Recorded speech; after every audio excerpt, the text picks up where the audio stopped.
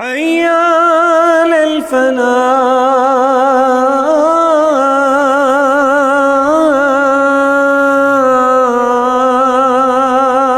اسلامی بینک سے قسطوں پر ایک کار لے رہا ہوں، وہ مجھ سے 8 لاکھ اضافی لے رہے ہیں اور گاڑی کی قیمت قسطوں میں ادا کرنی ہے، کیا یہ جائز ہے؟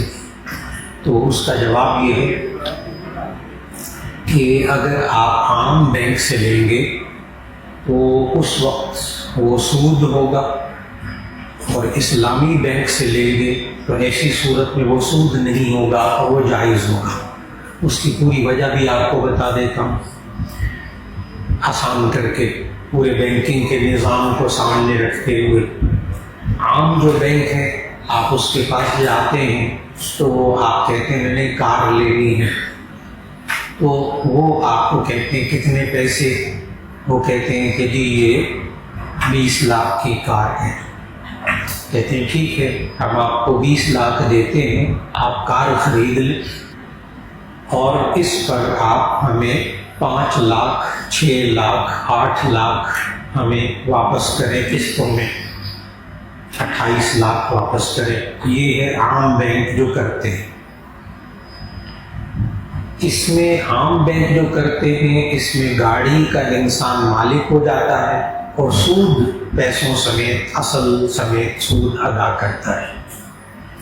یہ ہے طریقہ کار عام بینکوں کا۔ اور جو اسلامی بینک ہے وہ کیا کرتے ہیں؟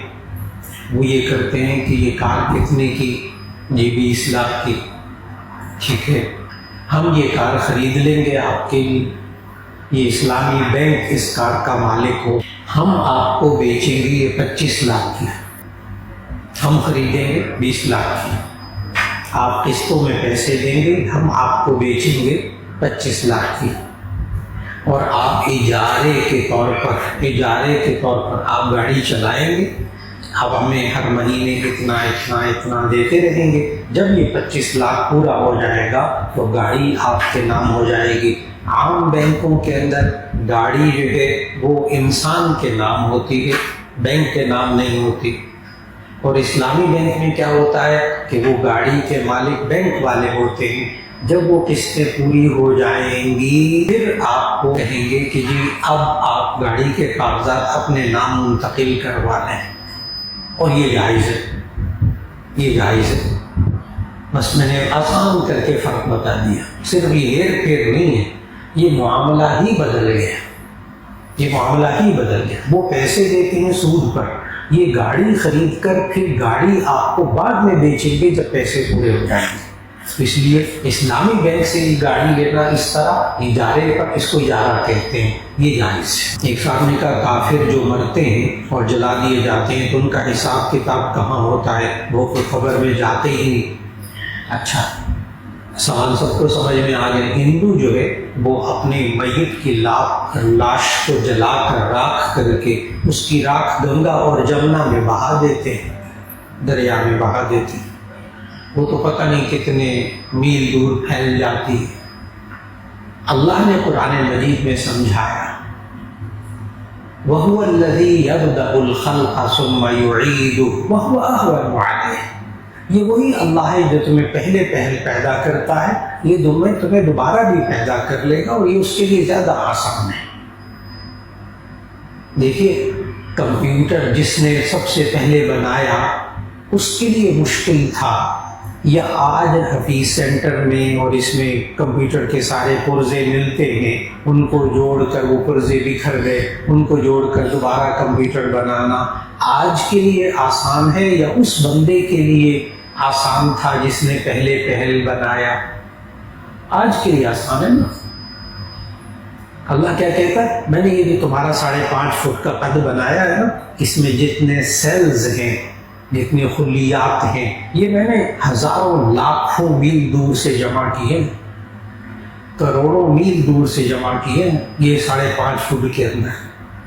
پتہ نہیں نمک کہاں، وہ کھیوڑے کی کانوں میں، وہاں سے نمک آپ کے جسم میں آیا، گھر میں نہیں تھا نمک۔ مرچیں پتہ نہیں کہاں سے پیدا ہوئی، چاول پتہ نہیں کہاں سے پیدا ہوئے، گندم پتہ نہیں کہاں پیدا ہوئی۔ جو آپ نے چائے پی ہے نا، جو کیفین آپ کے جسم میں ہے، یہ سری لنکا میں چائے پیدا ہوئی، کہاں سے اٹھ کر آئی. اور تھوڑا سا نزدیک اور بتا دوں، کئی ارب میل دور سے روشنی کے ذرات سورج سے آئے تو یہ انسان زندہ ہے. کئی ارب میل دور سے اللہ نے یہ روشنی کے ذرات جہاں روشنی نہیں ہوتی، دھوپ نہیں جاتی، وہاں زندگی نہیں ہے، مچھلی بھی نہیں ہے ان پانیوں میں. اللہ کا نظام ہے. اللہ کیا کہتا ہے قرآن میں، وَهُوَ الَّذِي يَبْدَأُ الْخَلْقَ ثُمَّ يُعِيدُهُ عَلَيْهِ. یہ وہ اللہ ہے جس نے تمہیں ذرات کو، تمہارے کلیات کو دور سے جمع کیا ہے. وہ 15,000 کلومیٹر کے اندر بکھر جائے گی تو کوئی نہیں، وہ دوبارہ جمع کر لے گا.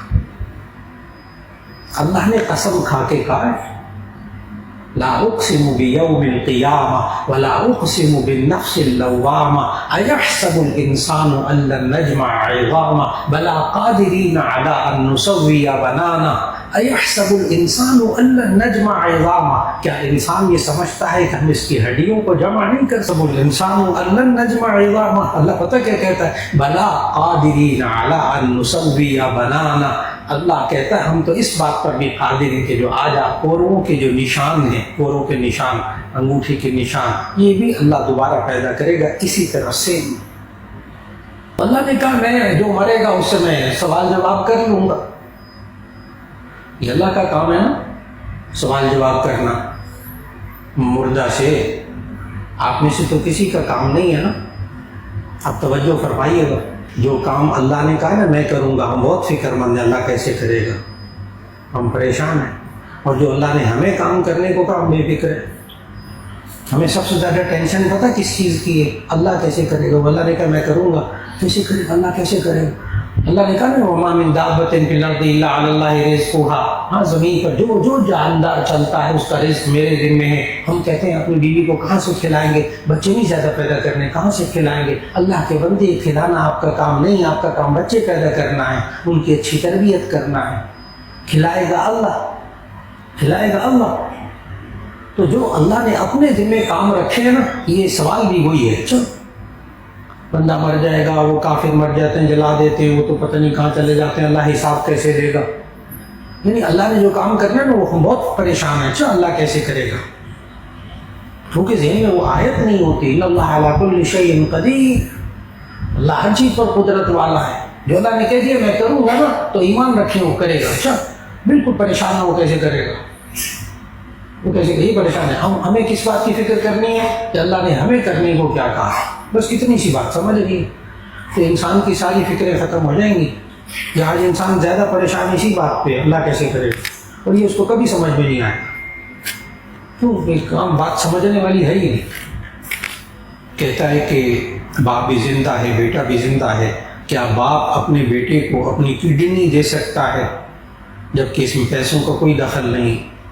جی اس کو ڈونیٹ کرنا نہ کہیں. کڈنی، گردہ، باپ کا گردہ ختم ہو گیا تو کیا بیٹا گردہ دے سکتا ہے؟ تو اس کا جواب یہ ہے کہ ڈاکٹر اس کے بدن سے اس کی جان بچانے کے لیے گردہ لے کر اس میں فٹ کر سکتے ہیں، کیونکہ اس کی اجازت سے. کیونکہ اس لیے کہ ایک انسان ایک گردے پہ زندہ رہ سکتا ہے، اور چاہیے وہی ہوتا ہے گردہ جو اس کے ٹیشوز سے مل سکے. اس لیے جان بچانے کے لیے یہ کرنا درست، گردے کو بیچنا درست نہیں. بات مکمل ہو گئی. جان بچانے کے لیے، جان بچانے کے لیے پھر گناہ نہیں ہوگا، جان بچانے کے لیے گناہ نہیں ہوگا. ہے گناہ کا کام گردہ کسی کے اندر سے نکالنا، گردہ بیچنا گناہ کا کام. لیکن بات کو سمجھنا ہے. سورۃ البقرہ آیت نمبر 173 173 فَمَنِ اضْطُرَّ غَيْرَ بَاغٍ وَلَا عَادٍ فَلَا إِثْمَ عَلَيْهِ. جو انسان مجبور ہو جائے، بے بس ہو جائے، شرعی احکام سے بغاوت نہیں چاہتا، حد سے آگے نہیں بڑھنا چاہتا، فلا اسم علیہ، تو اس پر کوئی گناہ نہیں. لہذا باپ کی جان بچانے کے لیے، بہن کی جان بچانے کے لیے کوئی گردہ ڈاکٹر اس کے اندر سے نکال کر لگاتے ہیں، انسانی اعضاء کی پیوندکاری، تو جان بچانے کے لیے درست. ایک صاحب نے کہا کسی ایسے ملک میں سفر کروں کہ جہاں کی اکثر آبادی کافر ہو تو وہاں باجماعت نماز کرنے کے بارے میں کیا حکم ہے؟ تو اس کا جواب یہ ہے، آپ ایک ہے فرض نماز پڑھنا، ایک ہے فرض نماز پڑھنا، ایک ہے جماعت کے ساتھ پڑھنا، ایک ہے مسجد میں پڑھنا. سب سے افضل کیا؟ جماعت کے ساتھ مسجد میں پڑھنا. پھر نہیں ہوا تو مسجد میں پڑھ لیں, پھر نہیں ہوا تو اکیلے پڑھ لیں, فرض تو پڑھ لیں. یہ کیا ہوا کہ میں جماعت نہیں کرا سکتا اس لیے نمازیں نہیں پڑھنی؟ نعوذ باللہ من ذالک. نماز تو پڑھیے, اس لیے کسی ایسی جگہ میں ہو جہاں کوئی ہو ہی نہ, سارے کافر, سارے غیر مسلم, آپ اکیلے تو نماز پڑھ لیں. اور اگر کوئی دوسرا مسلمان پڑھ جائے اس سے 2 بندوں کی جماعت ہو جائے گی انشاءاللہ.